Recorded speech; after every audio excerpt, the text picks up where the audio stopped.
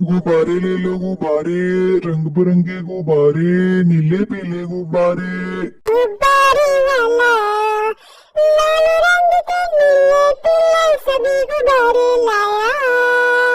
गुब्बारे वाला, गुब्बारे वाला।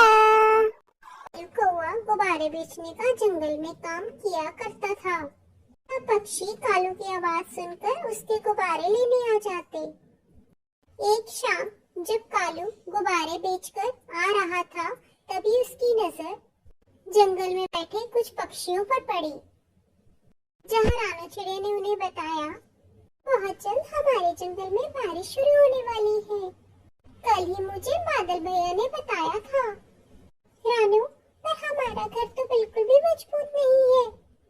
ऐसे में तो हम बारिश में तंग हो जाएंगे। हमें जल्द से जल्द अपना घर मजबूत करना होगा। मैं आज ही पास वाले जंगल से लकड़ियाँ लेकर आता हूँ। हाँ रानू बहन, मेरा भी घर कच्चा है और मुझे भी अपना घर मजबूत करना होगा।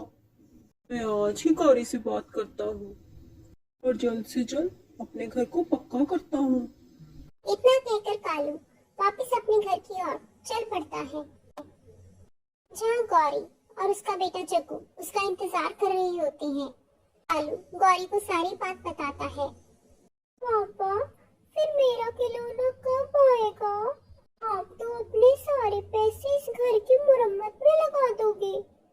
घबराओ नहीं जग्गू बेटा, जैसे ही इस घर की मरम्मत हो जाएगी मैं फिर से बहुत सारे पैसे कमा लूंगा। लेकिन अभी बारिश शुरू होने वाली है, हमें अपने घर को पक्का करना होगा।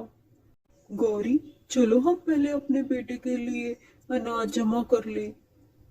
हाँ कालू जी, चलिए जल्दी चलेंगे खेतों में और बहुत सारा अनाज लेकर जमा कर लेते हैं अपने घर में, ताकि बारिश में हमें बाहर जाने की जरूरत ही न पड़े।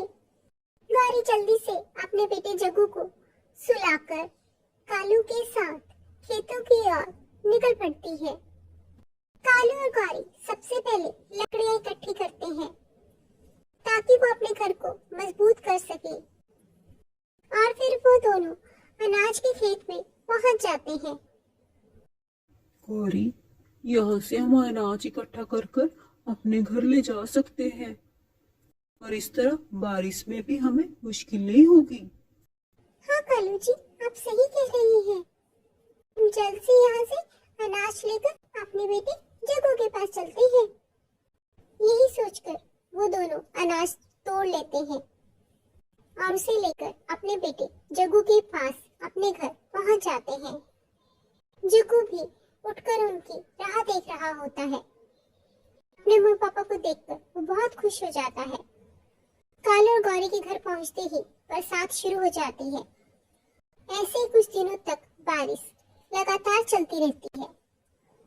जंगल के सब जानवर इस बरसात से दुखी हो जाते हैं। हे भगवान, ये बारिश कब रुकेगी? इस बरसात ने तो हमारे घर से निकलना ही मुश्किल कर रखा है। दूसरी तरफ बुलबुल और कवि भी इस बरसात से बहुत दुखी थे। अच्छा हुआ सहेली, हमने अपना घर पहले से ही रानू के कहने पर मजबूत कर लिया, न इतनी तेज बारिश में हमारा घर तो बह ही जाता। गौरी, मुझे लगता है मुझे बादल भाई के पास जाना ही पड़ेगा। कालू भैया, हमारे पास खाने को अनाज भी नहीं। इस बेमौसम बारिश के कारण खेतों का अनाज नष्ट हो गया है। रानू बहन भी अपनी माँ की यहाँ पर गई है। आपको ही बादल भैया के पास जाकर बात करनी होगी और हमारे जंगल पर आई मुसीबत को दूर करना होगा। पक्षियों की बात सुनकर कालू बादल भैया से मिलने उनके पास पहुंच जाता है। कालू अपने गुब्बारों की मदद से बादल भाई के पास पहुंचता है। बादल भाई, उठिए, देखिए आपकी बरसात ने हमारे जंगल का क्या हाल कर दिया। ओबे भाई, ये क्या हो गया? मुझे तो पता ही नहीं लगा कब मेरी आँख लग गई। मैं बरसना बंद करना भूल ही गया। आप चिंता मत करें, अभी ये बारिश रोक देता हूँ। इस तरह कालू ने जंगल पर आई मुसीबत का हल निकाल दिया। रानू भी अपने जंगल वापस आ गई और सब पक्षी फिर से मिलजुल कर रहने लगे। दोस्तों,